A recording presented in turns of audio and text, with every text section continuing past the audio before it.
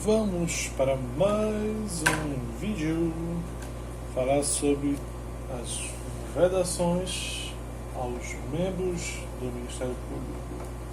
Uma carreira muito almejada. Creio que quem está vendo esse vídeo possa pretender ser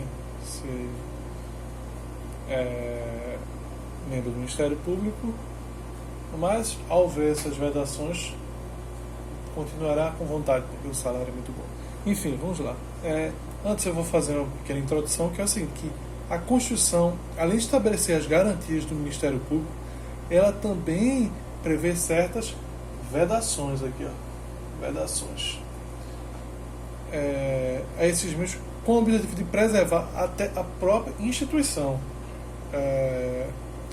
A doutrina, ela considera que essas vedações são verdadeiras garantias de nada mais do que uma imparcialidade. Vou botar aqui. Imparcialidade.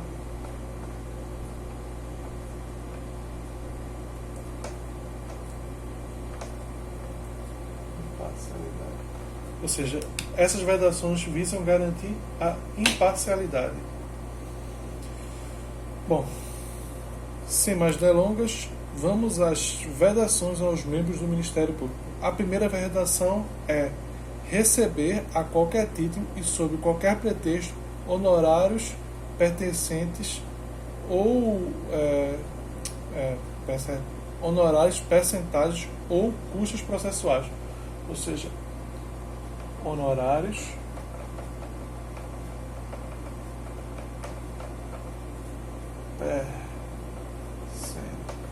percentagens, custos. Ou seja, o membro do Ministério Público não pode receber nem honorário, nem percentagem, nem custos. Está proibido. Ele já recebe muito bem. Ele não pode exercer a advocacia,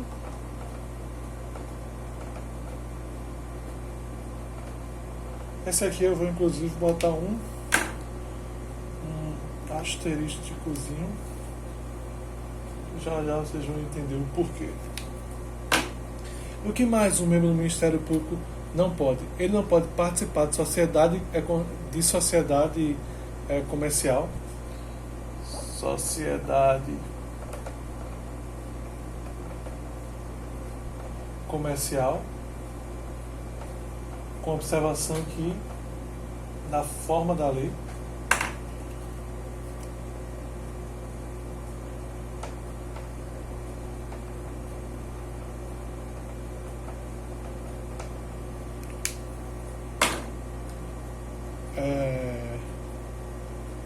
O que mais é que ele não pode? Ele não pode exercer, ainda que em disponibilidade, qualquer outra função, salvo uma de magistério, ou seja,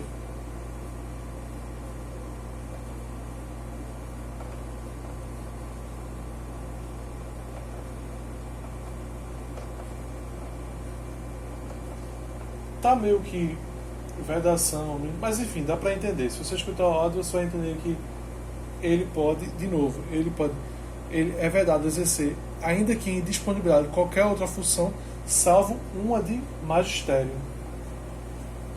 Se você fez faculdade de Direito, provavelmente você teve algum professor que era membro do Ministério Público. Então você vai entender que aqui é apenas ministério, porque ele apenas pode ser professor.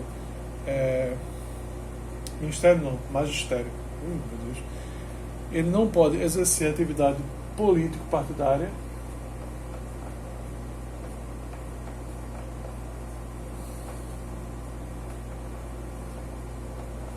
Ou seja, vai declarar no voto aí a Pablo Marçal, tem que ser exonerado. Político-partidária. Ou seja, a gente já sabe que ele não pode receber honorários, percentagem, custos, exercer advocacia, já explico, participar de atividade de sociedade comercial, fazer que tem uma forma da lei, mesmo que disponibilidade não pode exercer outra função, exceto a de magistério, e ele não pode participar de atividade político-partidária. E vamos para a última, né? que é receber, a qualquer título ou pretexto, auxílios ou contribuições de pessoas físicas, entidades públicas ou privadas, ressalvadas exceções previstas em leis. Ou seja, vou botar aqui, auxílios e contribuições.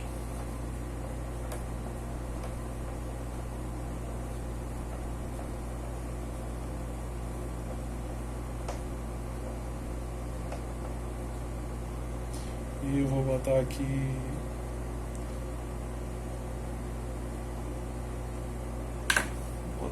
de outra cor. Auxílios e contribuições de pessoa física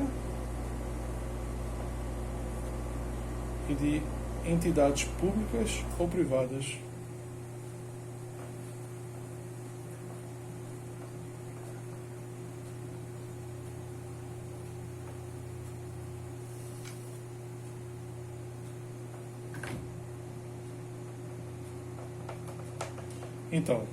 Então a gente já completou aqui que honorários, percentagens e custas processuais é vedado ao membro do Ministério Público receber, exercer advocacia, participar de sociedade comercial, só pode exercer outra função que seja magistério, exercer atividade político-partidária não pode, e não pode receber auxílios e contribuições de pessoas físicas ou entidades públicas ou privadas, ressalvados as exceções previstas em lei. Agora vamos para as observações, que é isso que vai fazer você acertar a questão. Observações. Observação. Enquanto ele tiver deixa eu pôr a cor, vou botar aqui, tá de verde. Enquanto ele estiver em exercício, os membros do Ministério Público estão absolutamente desimpedidos de exercer a advocacia.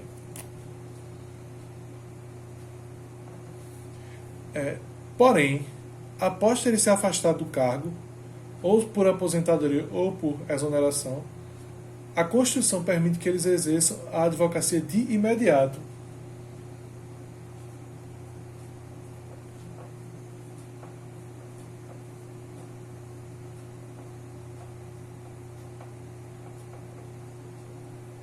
De imediato. Ou seja, ele se afastou. A partir do momento que ele se afastou, ele já pode exercer a advocacia, evidentemente que tendo passado na OAB, né?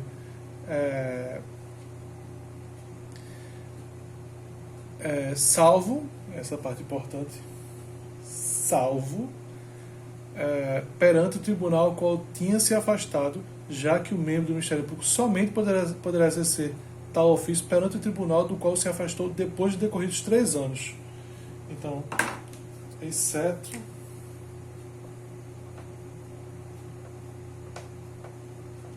tribunal. Ou seja, no tribunal que ele trabalhava, só depois de 3 anos.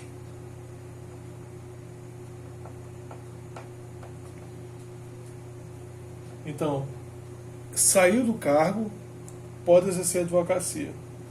Mas no tribunal em que ele trabalhava, só depois de 3 anos da aposentadoria ou da exoneração. Isso, inclusive, visa impedir, claro, que é o tráfico de influência.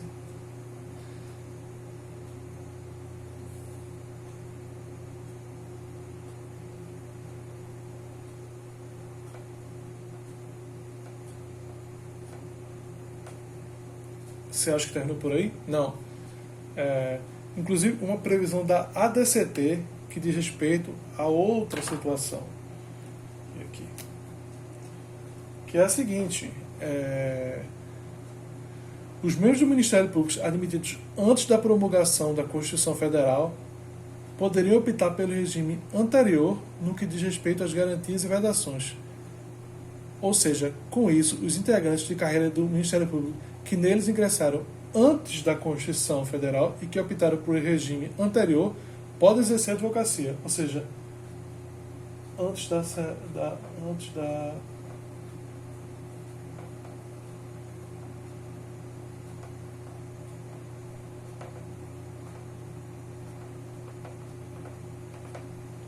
Então o que é que a gente entende aqui? Que se ele passou no concurso em 83 e ele optou pelo regime lá antes da Constituição, ele vai poder ter um escritório de advocacia, porque foi o Aras que tinha um escritório de advocacia, se não me engano. Então, porque é antes da Constituição. Daqui a 30 anos, provavelmente isso já não vai mais existir, porque não vai ter mais. Mas enquanto isso, pode ter sim membro do Ministério Público que exerça advocacia. Ainda pode ter, se ele optar pelo regime anterior ao da Constituição Federal de 88, desde que ele exerça desde antes da Constituição. Por hoje é só.